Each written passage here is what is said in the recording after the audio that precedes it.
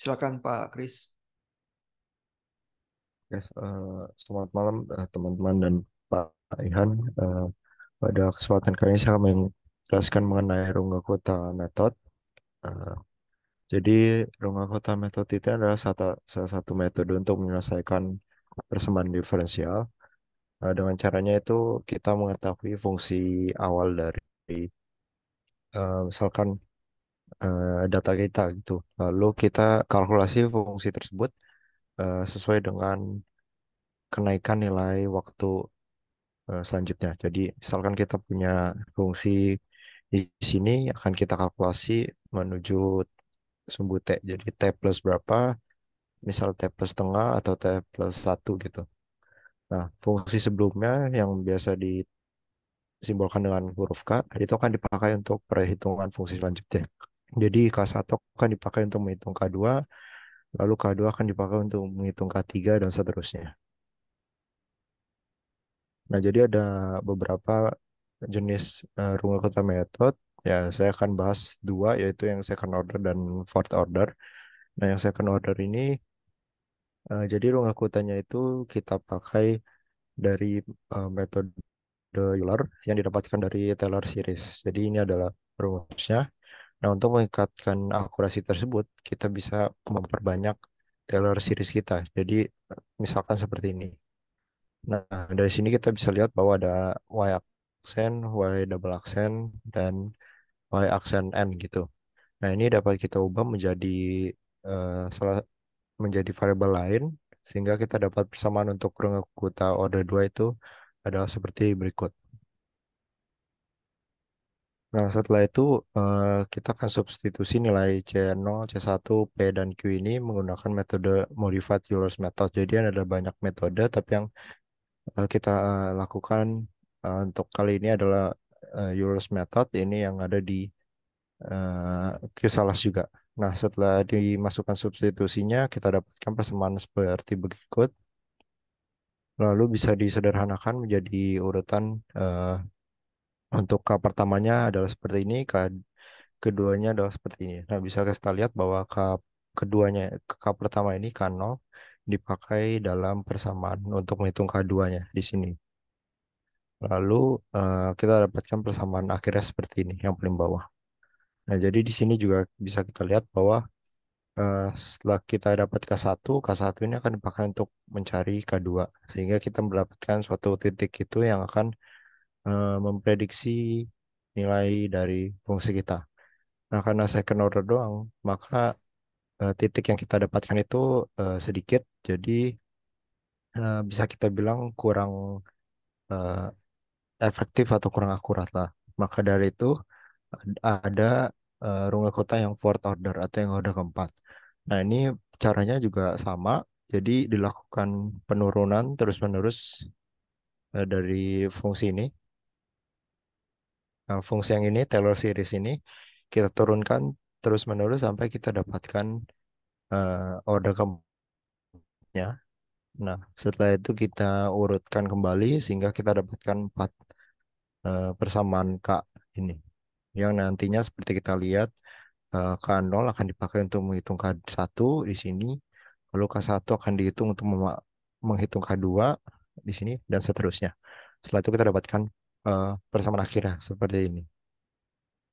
Nah, bisa kita lihat di sini karena K kita lebih banyak, berarti titik kita lebih banyak dan kita bisa mendapatkan suatu kurva atau garis yang lebih akurat dengan fourth order tersebut. Nah, sekarang saya akan ke codingannya.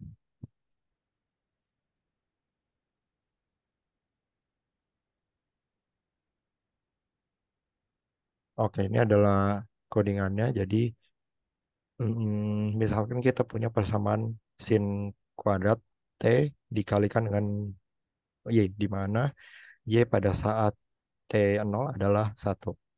Nah, kalau kita pakai perhitungan manual, ya kita bisa mendapatkan solusi seperti ini, yaitu YT adalah Y pada saat T0 dipangkatkan setengah dari T min T0 dikurang sin T cos T dikurangi sin T0 cos T0. Nah, itu adalah solusi manualnya. Tapi kan kita ingin memakai metode yang lebih cepat yaitu dengan aproksimasi ya. Jadi Runge-Kutta method, maka dari itu kita hanya melihat solusi ini sebagai patokan. Jadi ini adalah codingannya. Ini seperti biasa kita import math dan matplotlib agar kita bisa plotting. Nah, di sini ada konstan T0 adalah nol. Jadi T0 adalah T awalnya nol. Lalu Y0 itu adalah Y pada saat T0. Maka dari itu satu. Nah, di sini kita buat satu. Lalu T final adalah T akhir di mana kita mau memberhentikan perhitungan kita. Lalu DT ini adalah berapa kali eh, T kita akan naik setiap kali perhitungan. Jadi kayak naik berapa level gitu. Nah, untuk DT exact ini adalah perhitungan dengan menggunakan solusi sebenarnya. Jadi ini hanya menjadi patokan kita nantinya apakah aproksimasi kita akurat atau tidak gitu. Lalu di sini ada function. Nah, di sini kita buat fungsi yang kita punya di sini yaitu sin kuadrat T kali Y dengan dengan eh, library math dot library dari math yaitu dengan eh, sinus ya sin. Lalu di sini ada fungsi runge kotanya. Yang kita pakai adalah yang order keempat. Nah, di sini bisa kita lihat bahwa kita hanya memasukkan rumus saja sesuai dengan yang ada di rumus di Q-salas ya. Jadi untuk yang pertama adalah F dengan fungsi X, Y di sini F dengan fungsi X di sini dalam tulisnya T dan Y. Lalu untuk yang kedua X yaitu T di sini ditambah setengah H, eh iya setengah H, DT ini adalah H, koma Y ditambah K0 dibagi dua atau K sebelumnya dibagi dua. Itu K sebelumnya dibagi dua. Nah, seterusnya juga sama seperti rumus yang sudah ada. Lalu untuk Y exact-nya ini kita tulis solusi yang sudah kita dapatkan secara manual, yaitu di sini. Bisa kita langsung masukkan solusinya. Lalu kita lakukan perhitungan secara exact ini untuk eh, hasil solusi sebenarnya, yaitu dengan memasukkan fungsi Y exact dengan pengulangan T sampai T final. Jadi kalau kita pakai T nolnya 0, lalu T final 5 berarti akan diulang sebanyak 5 kali.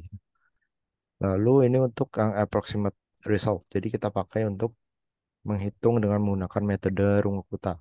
Nah, di sini kita punya TS dan WS ini adalah suatu list. Jadi kita bisa kumpulkan datanya. Lalu kita lakukan lagi perhitungan dengan memanggil function arg runge kota 4 yang ini, yaitu yang ini. Lalu kita masukkan parameternya seperti yang sudah kita punya di sini. Setelah itu, setelah melakukan perhitungan, Y kita akan didapatkan, lalu T ini akan ditambah sesuai dengan kenaikan yang kita mau, yaitu sesuai dengan DT-nya. Jadi, misalkan T-nya 0, kita tambah DT jadi 0,5. Jadi seterusnya nanti jadi 1,5, 2, 2,5 dan seterusnya. Setelah itu kedua datanya dimasukkan ke dalam list tadi, lalu ini akan diulang sampai T menuju T final. Nah, setelah itu kita dapatkan kedua list tersebut dan kita bisa plot dengan matplotlib itu. Nah, kalau kita run, hmm, nah ini bisa dilihat karena T final kita 5, berarti batasnya 5, T0 kita 0, batasnya 0. Nah, kita bisa lihat di sini tab kali 0,5 kita buat ada perhitungannya 0,5 dan titik-titiknya bisa kita lihat sangat menyerupai solusi sebenarnya. Jadi bisa dibilang coding metode ini cukup akurat untuk menghitung suatu fungsi gitu. Eh, persamaan diferensial. Itu saja. Terima kasih. Oke, terima kasih Pak Kris.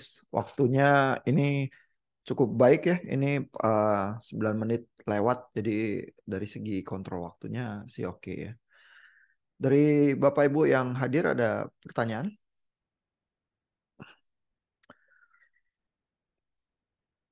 Nah ini karena Pak Akbar nggak main, jadi Pak Kris langsung menang WO ya.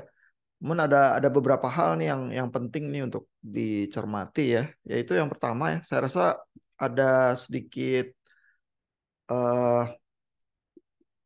kesalahpahaman nih sedikit mungkin ya, tapi cukup sentral ya bahwa problem yang berusaha diselesaikan dengan Runge-Kutta ini adalah persamaan diferensial tuh ya. Jadi kalau dilihat slide-nya Pak Kris yang tadi Pak, slide-nya boleh lihat Pak.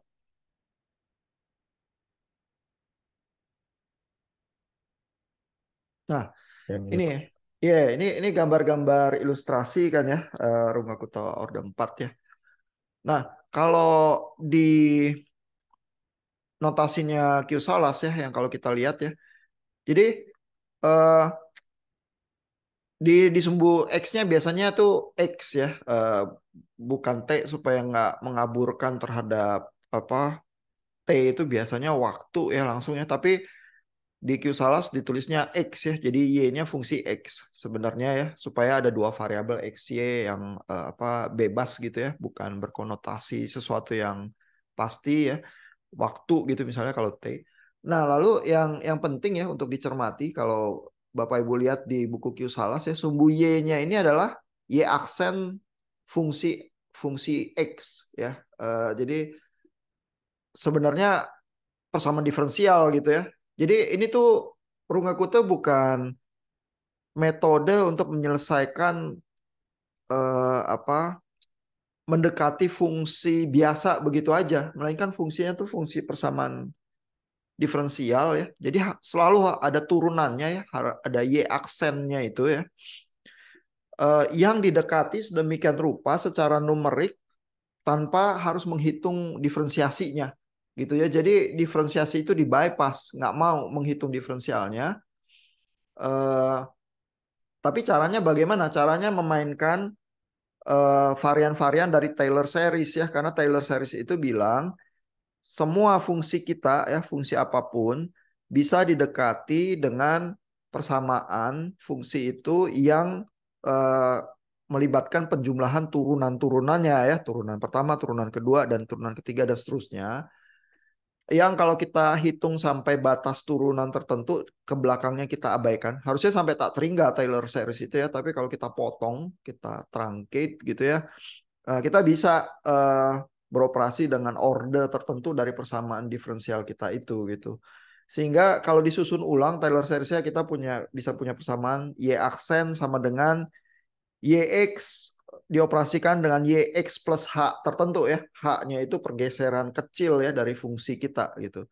Jadi seolah-olah kita main yx sama yx plus h, tapi sebenarnya kita menyelesaikan persamaan diferensial tuh. Ya, jadi di kepala kita harus selalu apa ingat hal itu gitu ya, bahwa ini tuh bukan integral biasa ya, melainkan menyelesaikan persamaan diferensial. Ini kalau kita lihat ilustrasinya ya di ini misalnya di bukunya Q Salas nih waktu menerangkan Bullard-Storr method ya, karena dia pakai midpoint, X-nya ada di tengah, terus ada X minus H, X plus H, tapi Q Salas tuh selalu jelas ya, sumbu X-nya ini variabel X, sumbu Y-nya ini Y aksen X gitu ya. Dan Y aksen X ini nih yang berusaha dipepet-pepet ya, didekati dengan Runge-Kutta itu ya. Dan setiap kali Runge-Kutta itu eh, kalau dihitung ya, dalam hal ini orde 4 ya yang dirasa akurasinya cukup baik, itu apa berusaha mencari slope-nya ya, kemiringan yang eh, melewati titik tertentu di kurva itu ya, either di kurva X atau X geser H plus H per 2 ya, atau X geser plus H gitu ya. Nah, ini problemnya tuh kayak gini nih, kita yang harus selalu ingat ya. Jadi dari sisi tadi gambar ilustrasinya, mungkin Pak Kris kalau lihat lagi sumbernya di internet akan bisa kelihatan bahwa mungkin ilustratornya juga menggambarkan Y aksen sih, tapi mungkin miss kali waktu berusaha di apa diadaptasi ke presentasinya Pak Kris ya. Nah, lalu jadi yang harus diperhatikan juga ya ketika di codingan, eh, coba lihat lagi codingannya Pak.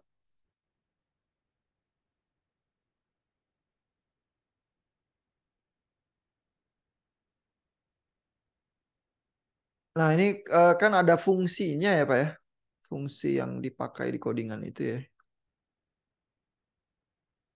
Pak itu ya sin, jadi itu sin t kuadrat kali y ya Pak ya, fungsinya ya Pak ya. Ya Pak, yang ini. Oke, oke. Ya, sin kuadrat T kali Y. Nah, itu tuh adalah fungsi yang dimasukin ke Runga-Kutanya ya. Tapi itu bukan persamaan diferensial yang mau diselesaikannya ya. Soal persamaan diferensialnya harus mengandung Y aksen itu. Tapi Y aksennya diturunkan dengan Runga-Kuta tanpa menghitung Y aksennya. Ya, jadi menghitung dengan apa? Pergeseran H yang kecil-kecil itu ya. Eh, jadi di sini juga mungkin kalau dicermati, Pak Kris ngambil sumber codingannya dari mana Pak? Dari internet ya Pak ya? Iya Pak. Ada yang nerangin soal Rungakuta ya? Iya.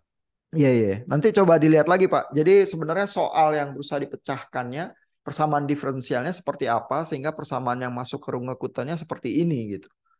Ya ini juga penting nih untuk mengingat ya bahwa pemodelan yang masuk ke Rungakutanya itu eh, bukan langsung persamaan diferensial yang mau diselesaikan ya. Misalnya kalau Bapak Ibu lihat contoh ya yang ada di Q Salas ya misalnya ya. Eh sorry. Q Salas ini ya saya suka karena dia secara matematik juga apa konsisten ya. Terus daripada ngambil sumber-sumber di internet kadang-kadang nulis matematikanya nggak terlalu konsisten ya. Kalau Q Salas itu jelas ya dan hati-hati ya karena dia mathematician ya. Nah, ini misalnya example 710 ya. Hitung eh, ini ya, problem persamaan diferensial ini. Jadi kelihatan soalnya adalah Y aksen ya. Y aksen dengan kata lain dy per dx ya, karena fungsi Y terhadap X. Dy per dx sama dengan sin Y, lalu diketahui Y pada saat titik nol adalah 1 ya. Lalu persoalannya adalah cari eh, pada saat X tertentu nilainya berapa terhadap persamaan itu begitu ya. Nah, lalu tapi yang dimasukkan ke eh, algoritma seperti Runga-Kute itu ya, ini bukan persamaan diferensialnya karena kan kita nggak mau nyelesain diferensiasi ya Y aksennya. Jadi eh, persamaannya ini didekati dengan Y1 sama dengan Y0 tambah H kali F0 ya. Dan F0-nya ini eh, pada saat titik 1 ya, sin 1 begitu. Lalu ini H-nya ditentukan besarannya tertentu ya, yaitu 0,25 gitu ya. Jadi H itu harus dipilih cukup kecil supaya stabil, tapi juga nggak terlalu kecil sehingga komputasi itu jadi harus berkali-kali iterasinya terus memberatkan gitu ya untuk mendekati hasilnya gitu ya. Nah jadi posing problemnya itu seperti itu ya. Itu yang saya ingin klarifikasi ya. Kalau persoalan apa ngitung rumah kutenya atau berbagai variasinya yang dengan order-order tertentu atau Euler's method mah gitu-gitu aja ya. Begitu codingannya udah dibuat, rumusnya jelas bisa dicopas ke coding, ya dia akan menghitung gitu ya. Tapi eh, kita perlu paham sih yang dihitung itu apa ya dan persamaan diferensial apa yang terselesaikan dengan metode perhitungan itu gitu ya. Itunya jangan sampai meleset juga ya, karena eh, ya justru di situ intinya kita apa yang belajar analisis numerik dengan yang cuman ya asal copy-copy coding doang gitu ya. Kalau asal copy-copy coding doang, ya itu anak SMP atau SMA juga bisa gitu ya. Tapi di belakangnya itu yang diselesaikan apa sih gitu. Ya. Mudah-mudahan menolong ya komentarnya Pak Kris. Eh, ya ada pertanyaan komentar dari teman-teman Bapak Ibu yang lain. Oke, kalau gitu recordingnya dari Gladiator yang dimenangkan secara WO oleh Pak Kris kita akhiri sampai di sini ya.